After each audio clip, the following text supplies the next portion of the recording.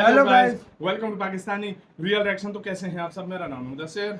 मैं हूं Mubashir. So guys, video का टाइटल है हुआ खुलासा। भारत को मिली सबसे बड़ी खुशखबरी, कोई मास्टर क्लास हो गया। क्या हुआ सब कुछ पूरे अपडेट जानते हैं। बहुत बड़ी भारत के लिए खुशखबरी है। तो स्टार्ट। अगर आप चाणक्य की तरह बनना चाहते हैं तो एक बात पल्ले गांठ बांध लीजिए कि आपके दो आंखें आगे होनी चाहिए आपके दुश्मनों के लिए और दो आंखें सर के पीछे होनी चाहिए दोस्तों के लिए, क्योंकि दुश्मन सामने से पीठ में छुरा घोंपता है और दोस्त पीठ के पीछे। इसीलिए दो आंखें पीछे होना जरूरी है ताकि दोस्तों पर भी नजर रखी जा सके। और इसीलिए दुनिया के सबसे शानदार रणनीतिकारों में नाम आता है रूस के राष्ट्रपति व्लादिमीर पुतिन का। इस आदमी से आप नफरत करते हो या फिर आप इसे पसंद करते हो, फर्क नहीं पड़ता, लेकिन ये बात सभी मानते हैं कि ये आदमी एक कुशल रणनीतिकार है और इसका शानदार नमूना आज पेश हो चुका है। दरअसल हाल ही में रूस की खुफिया एजेंसी एफएसबी, जिसे सोवियत यूनियन के जमाने में केजीबी के नाम से जाना जाता था, इसकी एक डॉक्यूमेंट लीक हो चुकी है और ये डॉक्यूमेंट उसके सबसे बड़े दुश्मन अमेरिकी मीडिया ने लीक करी है। यकीन मानिए, इसे देखकर चीनियों का मुंह सफेद पड़ चुका है, हवाइयां उड़ चुकी हैं, लिटरली सदमे में जा चुके हैं चीन के रणनीतिकार, क्योंकि चीन की सरकार और उनके डिफेंस रणनीतिकार पिछले 5 साल से सोच रहे थे कि ये रूस को घेर रहे हैं, रूस को चक्रव्यूह में ऐसा फंसा रहे हैं कि रूस इनके चंगुल से कभी नहीं निकल पाएगा। उसके बाद ये रूस को धीरे धीरे करके खाएंगे और फिर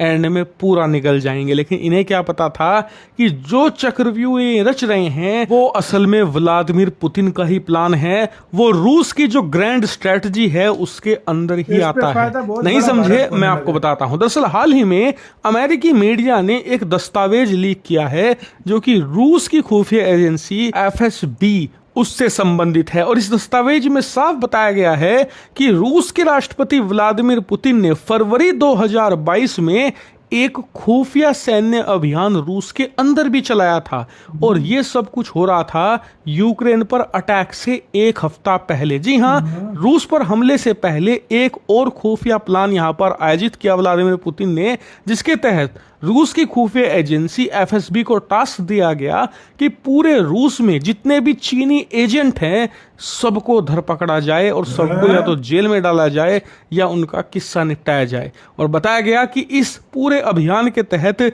रूस ने चीन के खुफिया नेटवर्क की कमर तोड़कर रख दी रूस के अंदर, क्योंकि चीन पिछले 15-20 सालों से रूस के अंदर जो वहाँ पर प्रोफेसर्स हैं, जो वहाँ पर साइंटिस्ट हैं, मिलिट्री के कुछ अधिकारी हैं, यहाँ तक कि रूस की खुफिया एजेंसी के अंदर भी उसने अपने जासूस बिठा दिए थे, जिससे कि रूस की पल पल की जानकारी चीन तक पहुँच रही थी। इन सब को या तो मिटा दिया गया या फिर पकड़कर जेल के अंदर डाला गया। नहीं, इस डॉक्यूमेंट में रूस की खुफिया एजेंसी एफएसबी ने खुद बताया है कि चीन दशकों से रूस के अंदर अपने एजेंटों को घुसा रहा है और उसकी प्लानिंग है कि वो रूस के अंदर अपनी पकड़ इतनी मजबूत कर ले कि एक वक्त पर रूस उसकी कठपुतली बन जाए। इतना ही नहीं, इसके बाद चीन की नज़र है रूस की ज़मीन पर, जिसके तहत वो रूस के पोर्ट सिटी जो कि जापान वाली साइड है, स्क्रीन पर आप देखिए, ये है रूस और चीन के बीच की भूमि। यहीं पर ऐसा हजारों स्क्वायर किलोमीटर का एरिया है जिसे ऐतिहासिक तौर पर चीन अपना बताता आया है और वो इसे एक दिन कब्जा लेने तक की बात करता है, रूस से छीनने तक की बात करता है। नहीं, एफएसबी के अनुसार चीन के सैकड़ों साइंटिस्ट रूस के अंदर घुसपैठ कर चुके थे पिछले 10-15 सालों में और ये सारे इन इलाकों में जो कि चीन के सरहदी इलाके हैं वहां पर ऐसे निशान ढूंढ रहे थे जो कि चीन के राजवंश से जुड़े हों या फिर चीन के किसी पुराने राजा या साम्राज्य से संबंधित हो, ताकि भविष्य में इन्हें दिखाकर चीन कह सके कि देखिए ये हिस्सा तो ऐतिहासिक तौर पर चीन का है, रूस ने अवैध तरीके से कब्जा कर रखा हुआ है। लेकिन आपका सवाल होगा कि चलो ये बात तो सबको पता है कि चीन की घटिया नजर है सभी अपने पड़ोसियों की जमीन पर, लेकिन यूक्रेन पर अटैक से एक हफ्ता पहले फरवरी 2022 में रूस ने यूक्रेन से पहले चीन के इस खुफिया नेटवर्क पर अटैक क्यों किया? तो इसके पीछे पुतिन की रणनीति समझिए। पुतिन को यह पता था कि चीन किसी का दोस्त नहीं है, वो कभी भी पीठ में छुरा घोंप सकता है, इसीलिए उन्हें इस बात का एहसास था कि अगर युद्ध में रूस कमज़ोर पड़ता है या ज़्यादा संलिप्त हो जाता है या स्थिति ऐसी आती है कि रूस को पूरी ताकत लगानी पड़े और चीन के बॉर्डर हैं वहां तक से हथियार और सैनिक उठाकर यूक्रेन में डालने पड़े, तो ऐसे में उसकी चीन के साथ जो सरहद है वहां पर रूस कमज़ोर पड़ सकता है और अपने इस खुफिया नेटवर्क का फ़ायदा उठाकर चीन सही मोमेंट पे रूस की इस जमीन पर धावा बोलकर अवैध तरीके से कब्जा कर सकता है। नहीं, एफएसबी जो रूस की खुफिया एजेंसी है उसके दिमाग में एक दूसरा सिनेरियो भी था। मान लीजिए कि युद्ध में मजबूती से लड़ता है रूस यूक्रेन के खिलाफ और वो अपने सारे लक्ष्य कुछ ही समय में हासिल कर लेता है, तो ऐसे में चीन के जो ये खुफिया एजेंट हैं ये रूस के अंदर ही नुकसान कर सकते हैं, रूस को इस हद तक ला सकते हैं कि रूस यूक्रेन से युद्ध हार जाए, कमज़ोर पड़ जाए और वो चीन के मुकाबले ना खड़ा हो पाए। ऐसी स्थिति में भी वो जमीन कब्जा सकते थे रूस की। इसलिए बाहरी दुश्मन से लड़ने से पहले रूस ने अंदरूनी दुश्मन को हराया था और ये सब कुछ था व्लादिमीर पुतिन की ग्रैंड स्ट्रेटजी के तहत, जिसके लिए उन्होंने सबसे पहले दोस्त को ठिकाने लगाया दुश्मन से लड़ने से पहले, और इसीलिए उन्हें दुनिया का सबसे शातिर रणनीतिकार कहा जाता है। इतना ही नहीं, एफएसबी की इस रिपोर्ट में अंत में लिखा है कि चीन की प्लानिंग अब भी नहीं बदली है। चीन हमारे जो साइंटिस्ट हैं उन्हें चुरा रहा है, चीन हमारी टेक्नोलॉजी चुरा रहा है, खासकर की मिलिट्री टेक्नोलॉजी। नहीं नहीं, रूस को इस बात का अभी पूरी तरीके से एहसास है कि यूक्रेन युद्ध का अब भी चीन फायदा उठा सकता है और रूस को चीन के ऊपर 100% निर्भर बनाकर चीन रूस को न्यूट्रलाइज कर सकता है, क्योंकि एक बार रूस पूरी तरीके से चीन पर निर्भर हो गया छोटे से छोटे सामान के लिए, तो चीन फिर रूस के खिलाफ कुछ भी कर ले,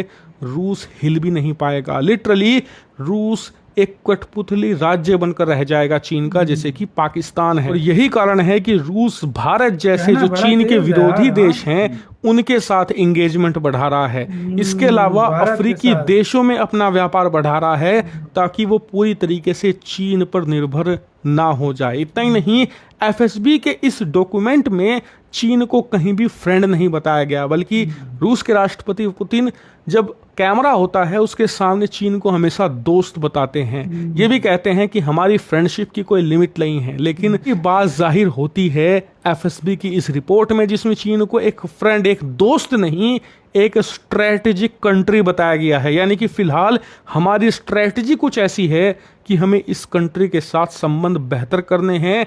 भविष्य में जब रूस यूक्रेन युद्ध खत्म होगा उसके बाद रूस की रणनीति बदलेगी, तब ये स्ट्रेटेजिक कंट्री रूस के लिए कितना रणनीतिक रहेगा ये भविष्य बताएगा। लेकिन एक बात तो तय है कि रूस और चीन की जो कहने की दोस्ती है ये एक समझौता है, यानी कि एक समझौते वाली शादी है जिसका एक दिन टूटना निश्चित है। और इसीलिए ये रिपोर्ट एक देश के लिए सबसे बड़ी खुशखबरी है, वो है भारत की। ये बात जगजाहिर है कि जितना रूस और चीन क्लोज आते जाएंगे भारत के इंटरेस्ट को उतना ही नुकसान होगा। जितना रूस और चीन दूर जाएंगे एक दूसरे से, संबंधों में खटास पड़ेगी, भारत को उतना ही रणनीतिक फायदा मिलेगा। जैसे के साथ हो यार वीडियो खत्म, तो ये सारा सीन है, इसमें सबसे बड़ा भारत को फायदा हो रहा है। और भाई अच्छा, वो एक दूसरे के दोस्त तो दुनिया के सामने बने हुए हैं चीन और, लेकिन अंदर अंदर दोनों के अपने मकसद है। मतलब एक दूसरे पे वो ट्रस्ट नहीं करते। अपने उसके बंदे उठा लिए, चाइना के रशिया ने बंदे उठा लिए। जिस तरह रूस चाइना का आंखें बंद करके ट्रस्ट करता ना, ऐसे चीन पे वो नहीं करता। रूस इंडिया पे कितना ट्रस्ट करता है। इंडिया यार, इनकी दोस्ती को जग जाहिर है, पूरी दुनिया को पता है यार। इंडिया ने कभी नाजायज फायदा किसी चीज का नहीं उठाया। इंडिया ने कभी भी कुछ भी कैसा भी मौका है नाजायज उधर भी जमीनों पे नजर गाड़ के। हाँ, तो वो उसके फायदा सबसे ज्यादा इंडिया को है। जितना दूर रशिया चाइना से होगा इंडिया को उतना ज्यादा फायदा। सही बात है, तो ये डायरेक्टली फायदा मिल रहा है। आपकी क्या राय है बताना, अपना बहुत ज्यादा ख्याल रखना तो है।